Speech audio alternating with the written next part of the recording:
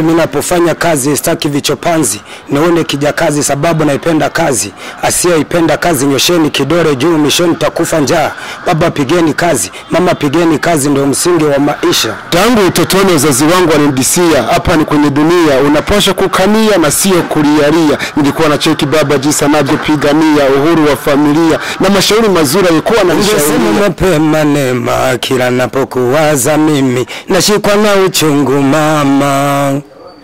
Pendo lako tamu sana zaidi ya sukari neema, na mimi nimekubali sema kukupa kila kitu.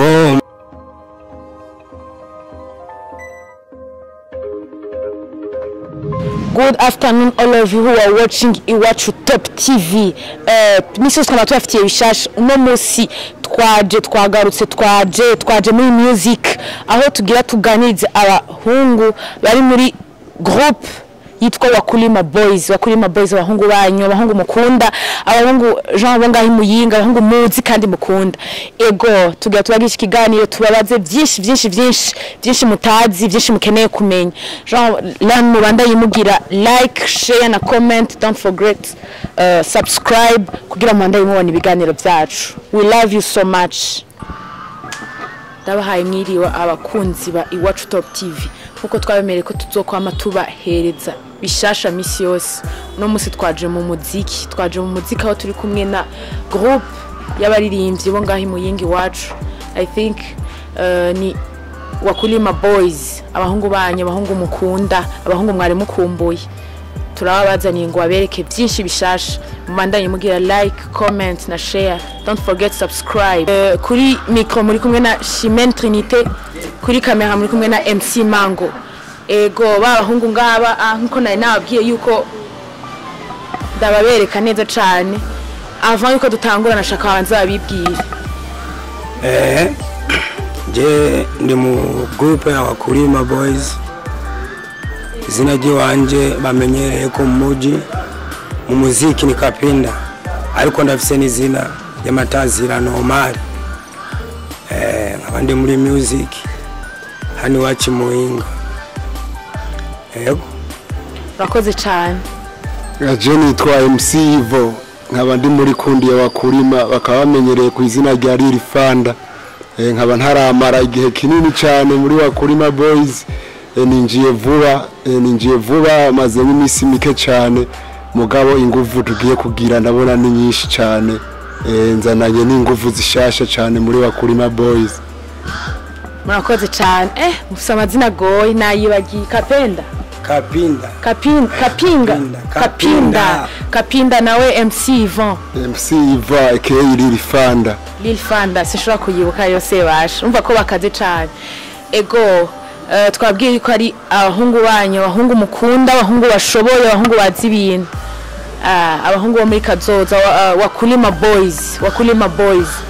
Ego none Jean mwebwe muri groupe yanyu musanzwe muri babiri nyene ukunda babona cyane. Groupe yacu musanzwe uko yatanguye turi abantu babiri, kuvuga turi abahungu babiri.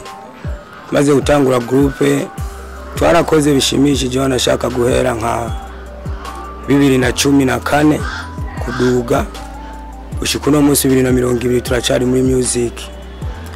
Kandi ndibaza imbere yacu nta namba mihari kuko akazi turakabandanya, turetse n'ivyo turakamenyereye sana. Uretse ko nyene hataburi intambamye mu buzi, namwe murabizi buri gihe mu kazi habamo intambamye nyinshi, changamoto yani. Ariko imbere yacu nka WAKULIMA boys n'ibintu bito.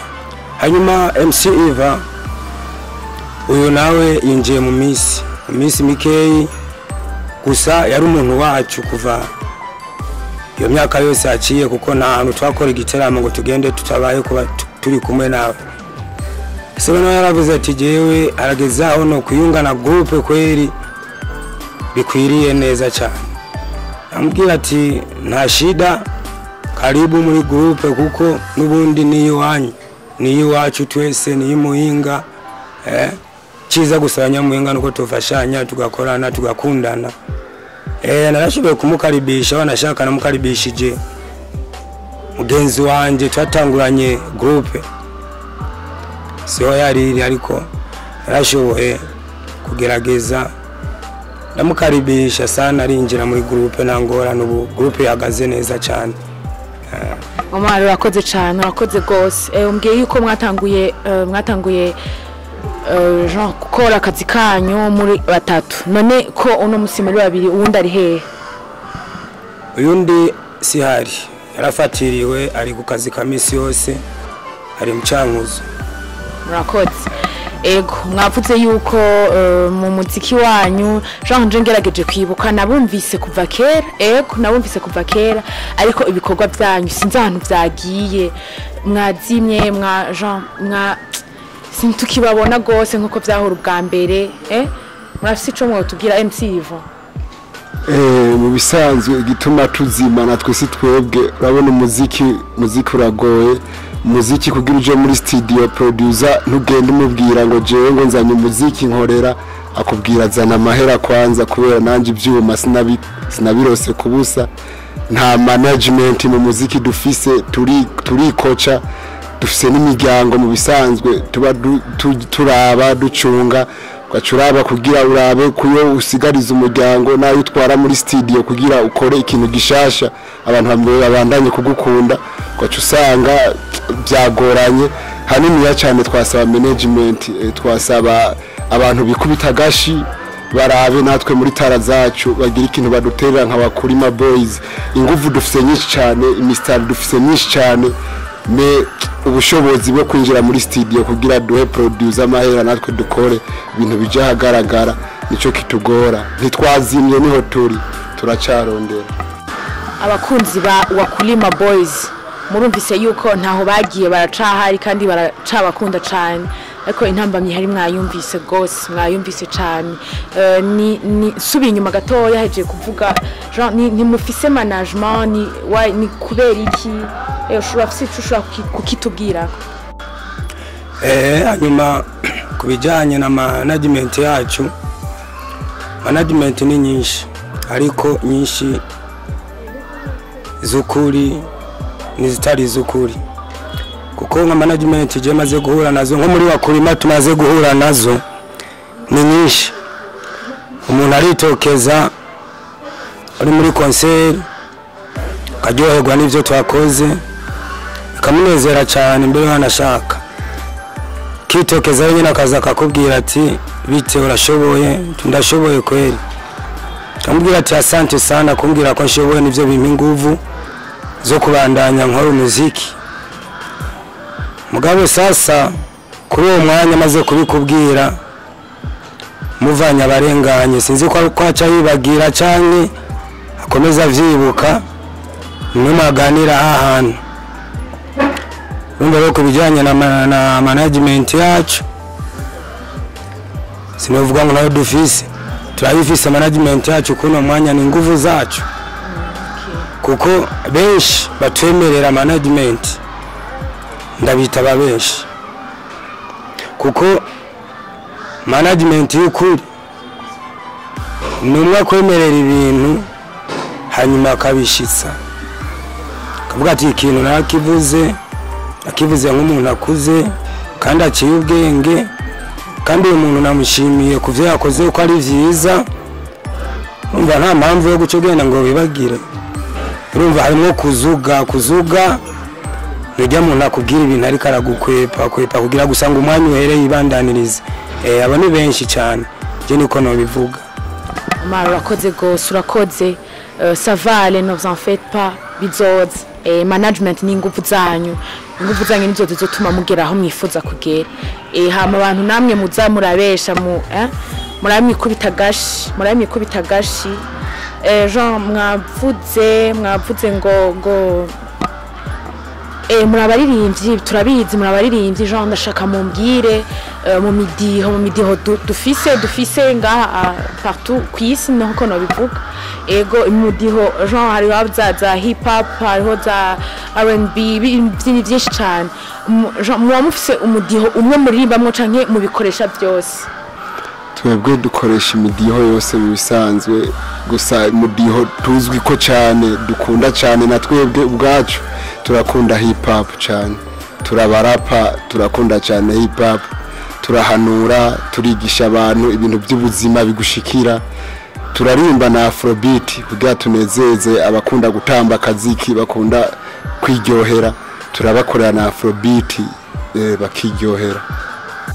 Okay, murakoze cyane. Naje nari ndabazi gose ku mudiho wa hip hop. Niyo mudiho nari ndabazi ko sinenda bizi yuko mu Jean mugira nayo yandi sindanka amahirwe yo kumva izo ndirimbo zindi zanyu ndazikeneye kandi Jean mushobora kugira kuma kundimbira hip hop gatoyi n'aba fana banyu bakumviriza ingene mugerageza birashoboka nta kibazo. Hip hop mimi napofanya kazi sitaki vichopanzi, nione kija kazi sababu naipenda kazi, asiyeipenda kazi nyosheni kidole juu, mishoni takufa njaa. Baba pigeni kazi, mama pigeni kazi, ndio msingi wa maisha. Asante sana Omar, urakoze gose. Mumva yuko uyu mutipe arashoboye gose, arashoboye cyane. Ego hama tukiriko tunsubi nyuma gato tuko turatangura Jean MC Ivan wavuze ibintu by'intambamyi, ibintu byo kubura uburyo bwo kujana kwa ku producer kugira ngo bakorere igikorwa. Ego abivuze Jean, none mu muziki wanyu hoba hariho izindi ntambamyi zibabuza gukora ibikorwa nko mu byifuza? Intambamyi dufise umusanze mu muziki turakora navuze ikijanye na management. Mugenzanje yavuze ko hariho abaduhenda bakatubwira ko bashobora kudufasha muga kubishira mu ngiro bikabagora cyane. Navuze kubijanye nuko dusanzwe natwebwe dufise abaturaba musanzwe consommation niko no byita. Turafise abaturaba natwe dutegereza kuba natwe kwereka ico twarose kuwo munsi twiriwe turarondera. Umva nkavuga kubijanye no kuba wosagura ico bashira wo muryango wawe, ugasagura n'icyo twara muri studio ushira producer. Nabivuze ko hariho n'intambamyi y'ukuntu rero usanga abantu muziki basiga ufata nkuko umuziki utari. Mu bisanzwe umuziki ni ngabirano, mu bisanzwe umuziki ni kintu ukorera abantu Imana yaraguhaye cyo kunezerwa nawe ukanezereza n'abandi. Mugara abantu babifata nk'ubuvayo, bakabifata nk'ukumengo nugufyina nugutumutwe sitara nk'izindi tara. Twari dusaba nabo bantu babifata nk'ukumengo sivyo, ugasanga nakabo kubera akora umuziki nta ndera afise n'umuvayo amwitabi. Oya siko biri, umuntu n'ikintu biratandukanye. Nasaba ko abantu bafata umuziki ko ari tara, bagakunda umuziki kandi bakafasha umuziki nkuko bafasha n'izindi tara zose. MC Ivan, merci beaucoup, urakoze gose. Abantu muhora mwiyumvira yuko Jean kwerekana talent yawe kwerekana ico ushoboye ari ubutandero, nibaze ko ivyo vyimvira ko biragenda bibavamwe bukebuke. Ego Omar, nta yindi ntambamyi MC Ivan yoba atavuze muhura nayo mu muziki wanyu? Ntambamyi umuziki ni nyinshi cyane. Kumwe navuga ko atakazi ibuzemo changamoto lazima iwepo. Lazima iwepo kuko turashobora gutegura mu bijanye n'umuziki wacu nyene, basi dufate nk'aya makonseri. Shobora kuba wotegura konseri nk'iyi minsi mikuru, abona mwaka mshasha Noel, abafana bo nyene babifuza kuba boryoherwa mu iyo minsi ikurikirana, ariko ugaca usanga intambamyi ni ya management nayo ni mawe ni pesa, umeona. Kwa hiyo bila pesa hawezi ukafanikiwa, ila ku nguvu dushira mu music naho wagarutse uvuga ko twazimye turacariyo neza bien. Wanashaka kuchati ni turavako kuko nta numwe aradukura umunare muhinga, nta numwe muhinga ngambye. Nta numwe wakulima bado tupo, nafanya kazi vile kandi dukoresha inguvu zacu nyene dufise. Ntambamye nazo nizobura kwirirwa kurondera ubufu, sinajua kurondera gacu usanga wanashaka na wa mwanya wo gukora vyabi kogwa vyawe bijanye n'umuziki hamwe ntibigenda neza bivanye n'intambamyi z'ubuzima navyo uravyumva kandi mu gihe ari wowe nyene management ariko turagerageza izo ntambamyi zose tukazikuramwo kazi zacu zikagenda neza cyane.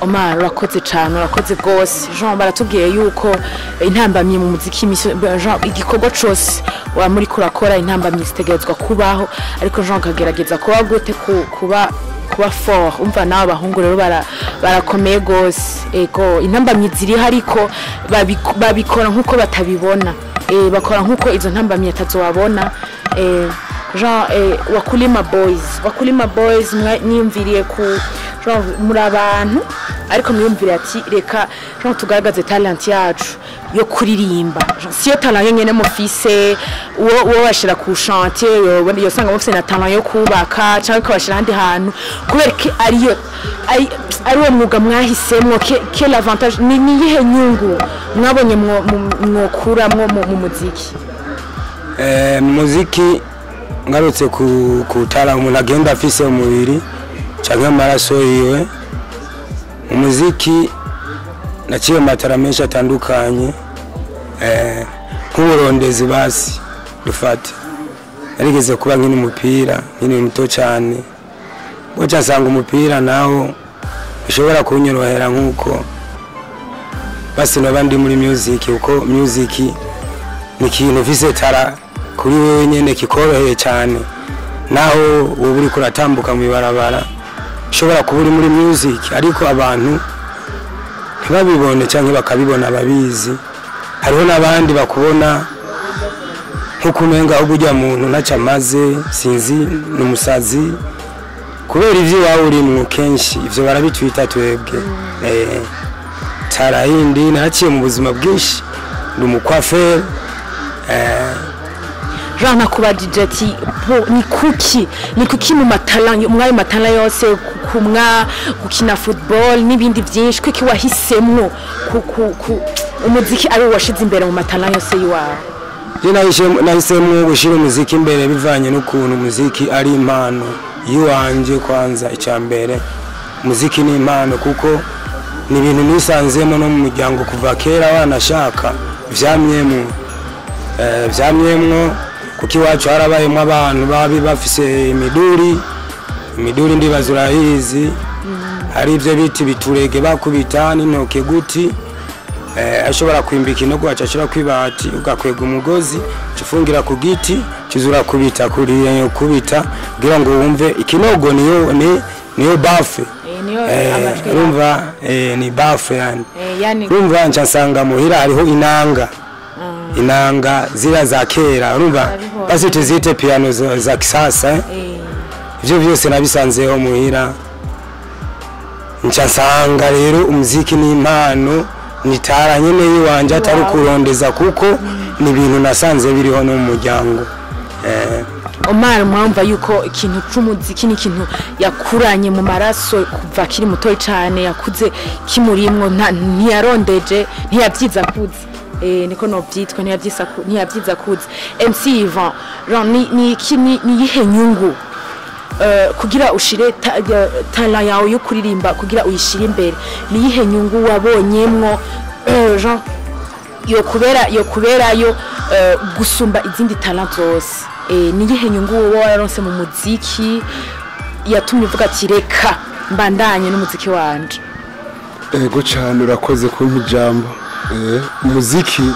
muziki mu bisanzwe jewe naraharuye kw'isi turiruka tukarondera amahera turiruka tukarondera ibintu byinshi by'umurengera byo gutunga mugabo naraharuye sanga jewe ikintu gisumba ibindi cyane kw'isi ku bwanje jewe n'umunezero cyane tamwe muri tara zose fise ko nokoreta y'umuziki nezego jewe nezereze n'abandi kube kumunezero sinipfuje kuzogira umunezero wa jenyene ku ruhande rwanje jenyene ubwo nipfuje gukora umuziki kugira nze ninezereze jewe ndetse nezere n'abandi bishobotse ntera imbere kandi ndakunda cyane tara y'umuziki ndakunda n'abagenzanje baba biyumvira gukurira muri tara y'umuziki ndi tayari naje notera imbere kubafasha gukora ikintu bitwa empire twabakuzaniye ejo nikundi WAKULIMA tugakora empire tukarera n'abandi bipfuza atara y'umuziki nta kiryoshe nk'umunezero ukanezerwa nawe kandi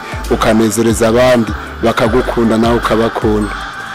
MC Ivan urakoze cyane murumvise yuko inyungu ya mbere yabonye mu muziki igatuma arico kintu yoshira imbere mu matana yose afise n'umunezero yifuje kwinezereza yongera nezereza n'abandi.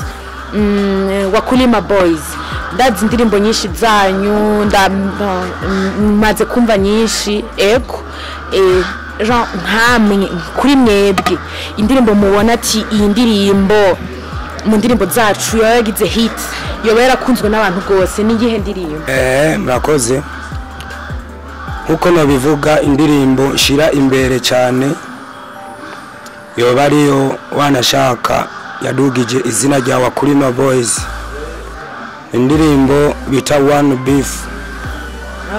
One beef ni indirimbo yakozwe na Endo Mike producer akorera muri Bantu Boy.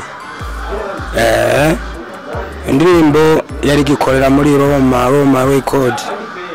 Indirimbo yarashoboye gukundwa cyane imuhinga kuko hariho abaririmbyi benshi wanashaka abaririmbyi benshi bari bafise ubuzima bwabo ubuzinyi babukora nkuko bari babuze mbese nk'uwo bakangura kugira ngo bishiture ubuzima bukorwe cyane bwa music muhinga. Hanyuma rero naona cha ngenda muri Roma Endo Mike arakora muziki nawuzana ngai muhinga ndawa ba DJ muziki barawuvuza bie sana barawuhanana ku ma studio anashaka muziki waravumye sana ku buryo abaririmbyi bo ngai muhinga bo nyene ku bwabo bifuza ko toca dukora ikintu cha bita nani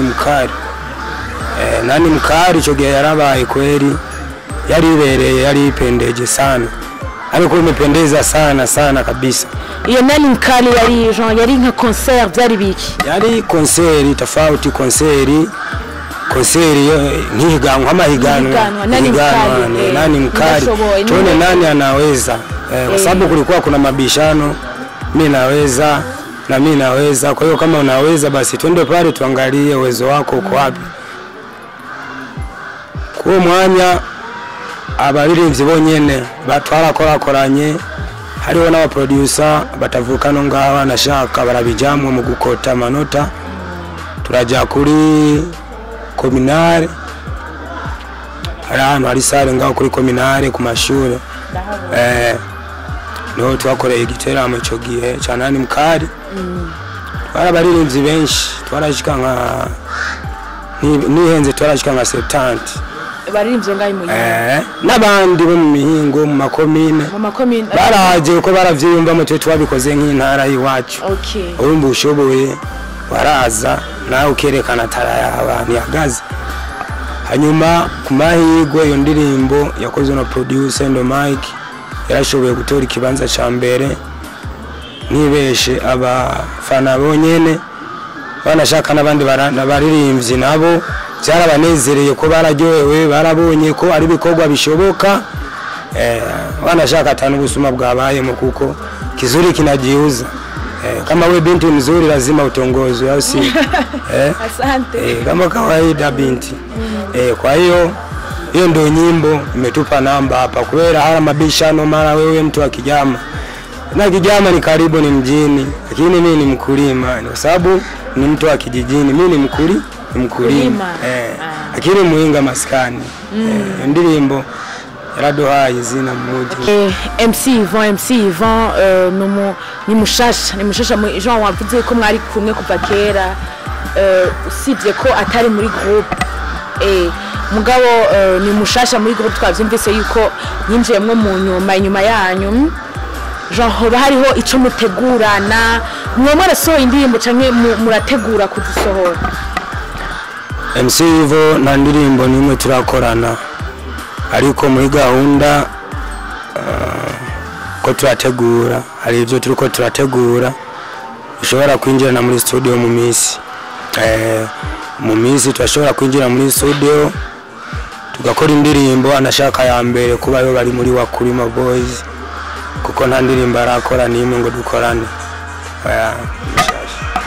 murumva yuko ni igikorwa kiri mu gikoni baracagikaranga bazokitubomoza mu minsi ego Jean murashobora kuducishiriza ko gatoya nimba atari ritoba ribanga ryanyu mwibikiye Jean mukaducishiriza ko gatoya kugira n'abafana bumve yuko igisasu kiri mu guturika mu minsi gikaze cyane murashobora kuducishiriza bisanzwe n'ibijyanye na freestyle y'indirimbo itarava muri studio cyangwa igitegurwa si byiza kuyitanga live nk'uko kuko abaririmbyi bamwe turakundana abandi ntidukundana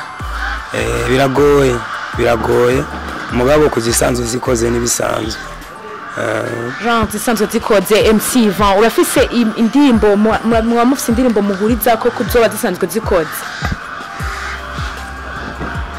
mu majambo make umuririmbyi ahari hose agendana imistari mu mutwe umuririmbyi umusabye nta kapera misanze umuntu yitwa ko ari umuririmbyi afise tara yiwe kuririmba naho mwohurira mu ibarabara arimo aratembera ni kujya ku mukinyi dufate umukinyi wa football muharamubona ba Cristiano kuva n'abakera ba Ronaldinho naho yaba yambaye costume umupira umusanze aho uri utembagara yategeza gushirako agakina jongle agashira ku mutwe akakwereka koko ari umukinyi wa football naho yambaye iyo costume umva n'umuririmbyi aho musanze hose ukamusaba mpa akapera arashobora kuguha akapera iyo ari tara yiwe nango. Asante sana sasa tupe tangu utotoni wazazi wangu walinidisia hapa ni kwenye dunia unapasha kukania na sio kulialia. Nilikuwa na cheki baba jinsi anavyopigania uhuru wa familia na mashauri mazuri alikuwa ananishauria, alikuwa ananielezea hapa hakuna kizuri 100 kwa 100 na hakuna kibaya pia 100 kwa 100. Alikuwa amenikubalia kama maisha taniandalia, baba hajaniandalia, baba kayaga dunia, sikudanganya siku ya mazisho baya wake walifurahia, sisi tukakaa kwenye kilio tukatalia na ndio nikatambua binadamu ni wabaya, maisha kawa mabaya. Mama akawa anatuambia tujikaze na kuvumilia, Mungu atakuja alipia. Ni kweli kalipia, siku zikasogea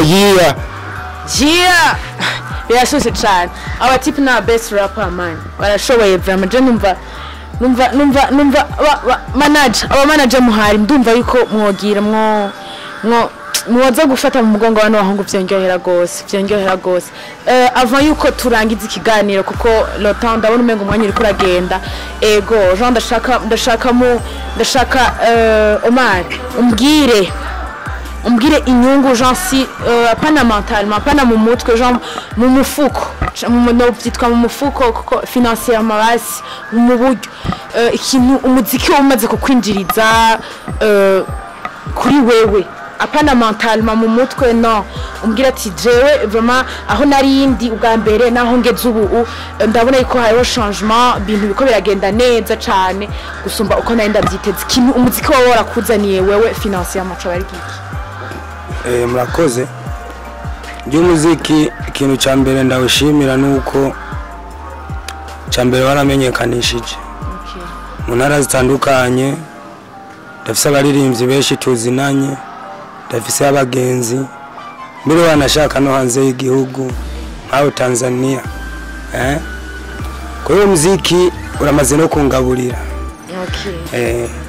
uramaze no kungaburira ko sinovuga ngo naco ndawukuramwo nimba narawukuramo ikinga canke ipikipiki canke umuduga mugabo ndamaze kuwukuramwo ikanda mbiri ko sinovuga ikirato birato biratandukanye birato biratandukanye sisa sindiyo muziki rero warampaye sinowurenganya na n'ubura cama kuko iyo batishije ngakora aga concert ndironka bitatu byo gusuma urakoze cyane urakoze gose muravyumva yuko umuziki w'abahungu Jean si kugira biryohere gusa si kugira bagire gute mugabo iya quelque chose hari ikintu cinjira nico gituma je vous encourage ndabancourage vraiment mubandanye mukora inguvu wavuze ko management yanyu ari ingufu zanyu mukomerezaho Imana izohezagira inshallah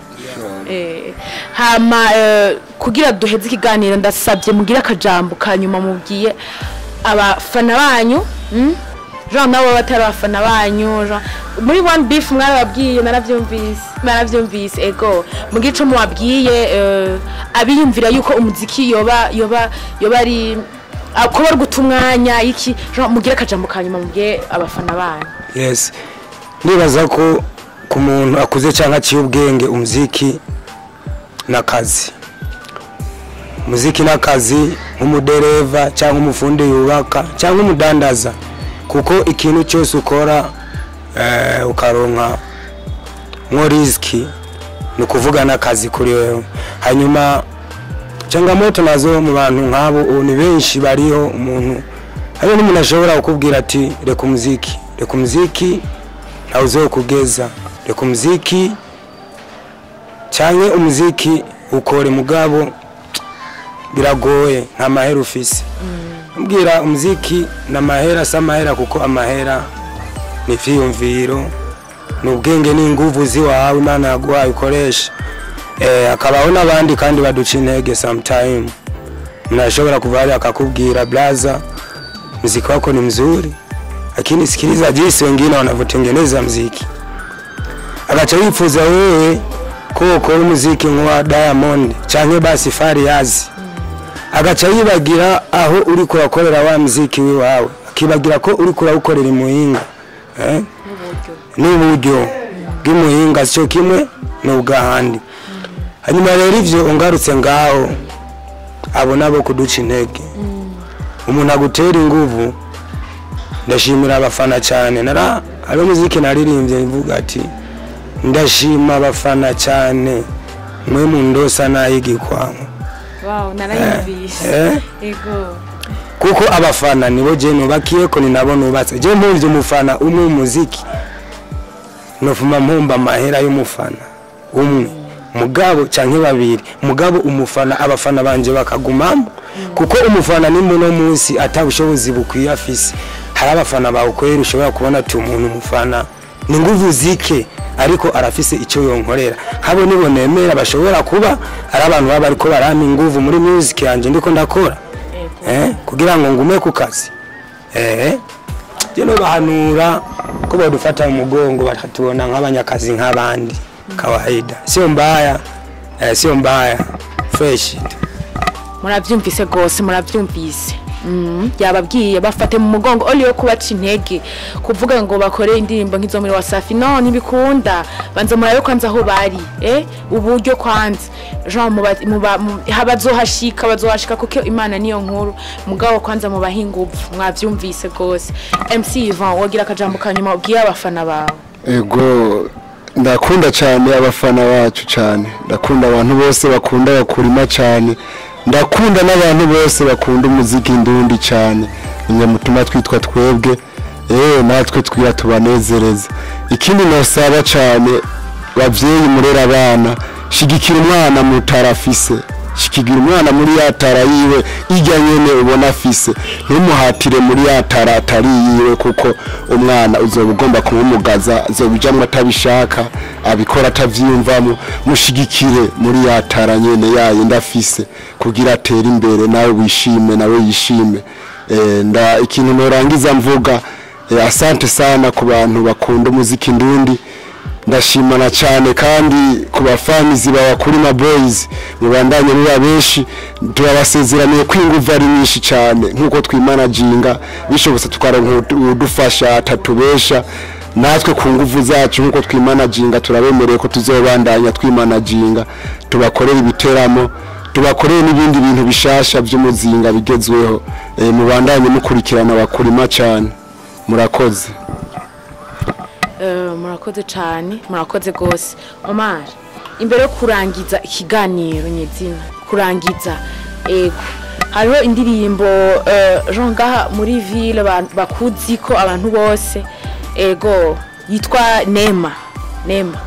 Turasabye duwe kapera yawe kugira ngo Jean ukomeze kubaryohera cyane kuko banayipenda sana. Nema ni nyimbo nzuri sana, ni ndirimbo nakoze iravuma yakurikiranye na One Beef, ariko Nema ivanye n'ukuntu ari Afrobeat barayishimiye cyane, barayikunda, irabateramisha.